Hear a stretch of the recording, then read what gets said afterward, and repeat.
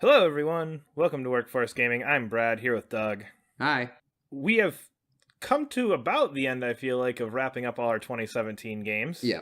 Pretty close. There's only a Yeah. couple left on my list that I need to get through, but with that, Doug finished Evil Within 2. Yes. And you really, really liked this game, and you really kind of thought the first was not great.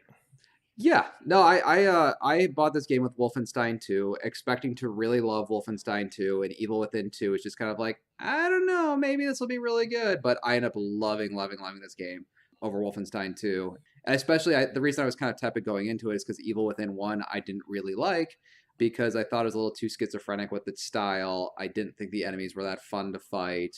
I just had a lot of issues with it. I think a lot of people really love that game, but I just didn't. And I think the tone was like way too sawy, like just people like getting just eviscerated, and it's just like I'm not into that. Tone it down a bit. Yeah, tone it down a bit, exactly. And then they did for Evil Within 2, which is why I like immediately was more drawn to it.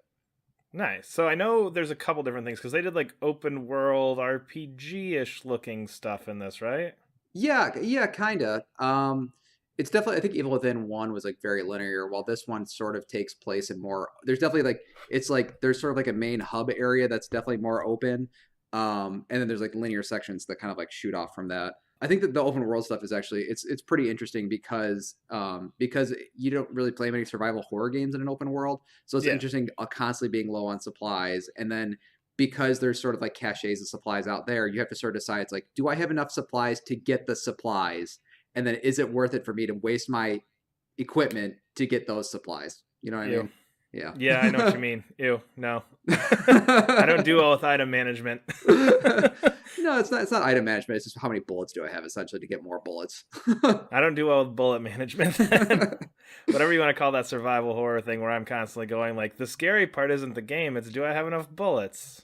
Well, that makes certain enemies seem more or less scary, I guess, Yeah, because I you guess. can't. Yeah, I yeah. don't know, that bothers me. So inside the open world, is there actually stuff to do, or is it just like, hey, wander around this town and walk to the next level? Yeah, no, I mean, there's a lot of like side quests, and basically the side quests are like just to get more ammo or get new weapons or something like that. But the side quests in this game are really cool because they sort of involve different, like you're doing things for different characters, but you get to learn. It's like one of those things when you hear about side quests, like what side quests are supposed to be. You're supposed to learn about these side characters. You're supposed to do these new interesting things. But this one, like the side quest, um, there's one. It's kind of spoiler because you don't even expect it. It's basically just a very intense horror sequence. And it's just a bunch of side quests of intense horror sequences that I just wasn't expecting at all. While there's like other more standard ones, like oh, go kill these enemies. Well, not even then. But it's just these depending on like the different character that you're talking to, the things that you're having you do. You go to new unique settings, you meet unique enemies, you do a lot of like unique things for just being a side quest. So like seeing the conclusion of these side quests is always like pretty exciting because you always get really good rewards, and it was fun getting there as opposed to doing a side quest to check off something off a list. Huh.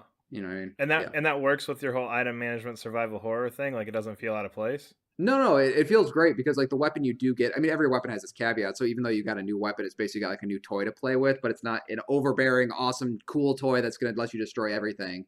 It's one that has like, drawbacks here and there, but it's just you get a new thing to play with and like just include in your Hmm. sort of item and management stuff as you're thinking about it. Could you get through it without doing the side quests, or is that like you need these items to You really don't really want to do win? those side quests. I don't like side quests. I don't. Just let me play through my story. Tell me a No, story. I mean, my whole point is like the side quests have interesting enough stories. They have interesting mechanics. They have enough interesting things to them that someone like would kind of relate back to the first game. Like, there's a whole side quest that's basically essentially replaying sections of the first game, or not That's replaying cool. sections, but kind of like there's involvement with that. So yes, you probably could barrel through the game if you really wanted to, but I think the side quests were more interesting to me. In Horizon, like I didn't do any of them. And in this one, like I did all of them because every single time I did one, I was like, this is cool. Like this is a fun thing to do. It's like it's almost as exciting as the main missions. Hmm. So that's kind of why I Okay. wanted to bring them up. Yeah. Okay. Well, fine. Yeah. I really don't like side quests. No, they're Anyway. better. They're just better. They're just better than your standard ones, and that's kind of want to like make a point to talk about because they were just much better than and the thing that's kind of cool is like you don't usually expect set pieces in side quests, and they have like set pieces in Oh, side that's quests. cool. So Huh. and it's more like you're missing on that kind of neat set piece. You're missing on that neat location. You're missing on that neat sequence by not doing this, and then you get a cool reward at the end. So it's like Okay. it's just better. It's just additional parts of the game that don't feel like padding. Oh, okay. I guess as long as I don't feel like that. So Yeah, I did play like the first hour and a half of this when they did the beta demo. I don't remember what they called it, sample, trial, yeah. whatever. Um, it seemed kind of interesting, just the way the first villain was set up, based on like the first things with him like murdering people frozen in time or something. Yeah, yeah, it's the thing. I think the thing like I haven't really talked about at all is like the reason I really like this game is because it has a very very neat tone that I don't see in action horror games. I think action horror is like kind of like a small genre. Like it has Resident Evil 4, which is like not a scary game at all. I don't. It's maybe a little bit. Dead Space 1, which is sort of like this space horror, and then Evil Within 2 actually borrows like heavily from Silent Hill. So, and Silent Hill to me is like some like the scariest horror stuff ever. So what it does, it takes these really evocative, neat artistry stuff of Silent Hill and then kind of applies that to a character because the main villain is an artist who is a psychopath. Um, so you kind of like there's scenes where you basically walk through his art installations of grotesque dead bodies and people getting killed.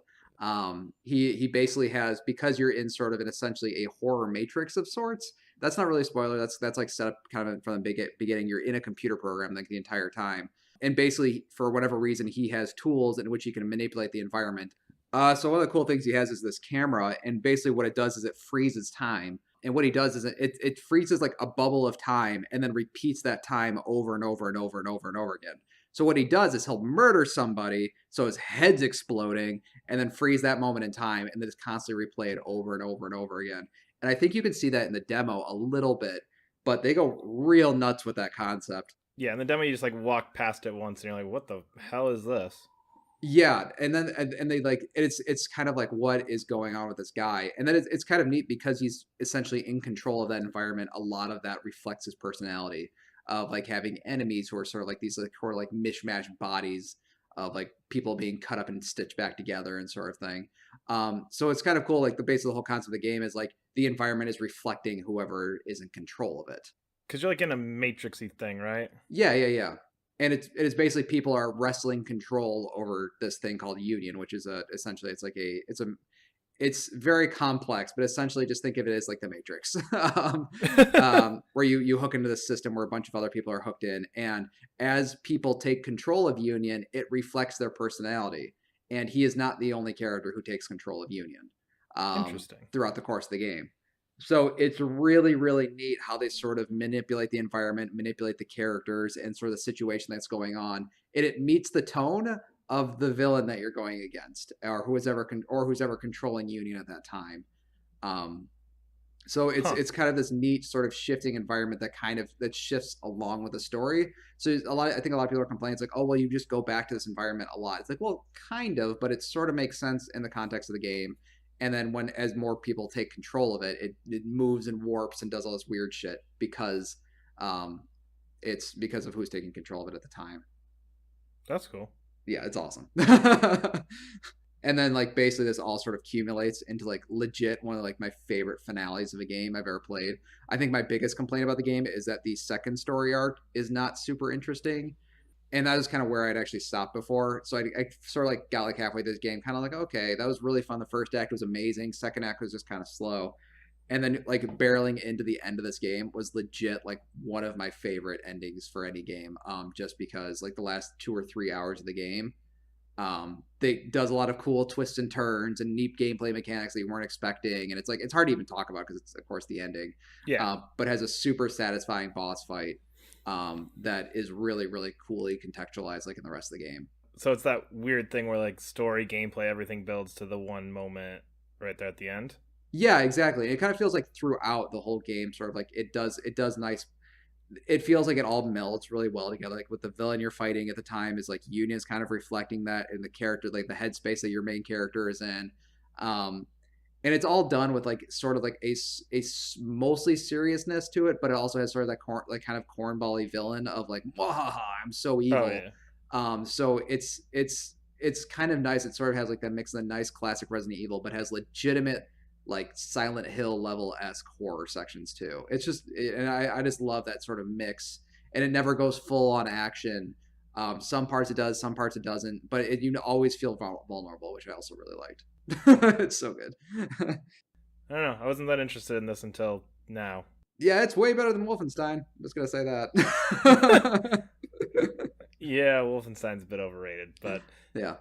all right. Well, anyway, that'll do it for this episode. We are Workforce Gaming. You can follow us on Twitter at Workforce Gaming. Subscribe to us on YouTube or wherever else you may be listening, and we will see you next time. Bye.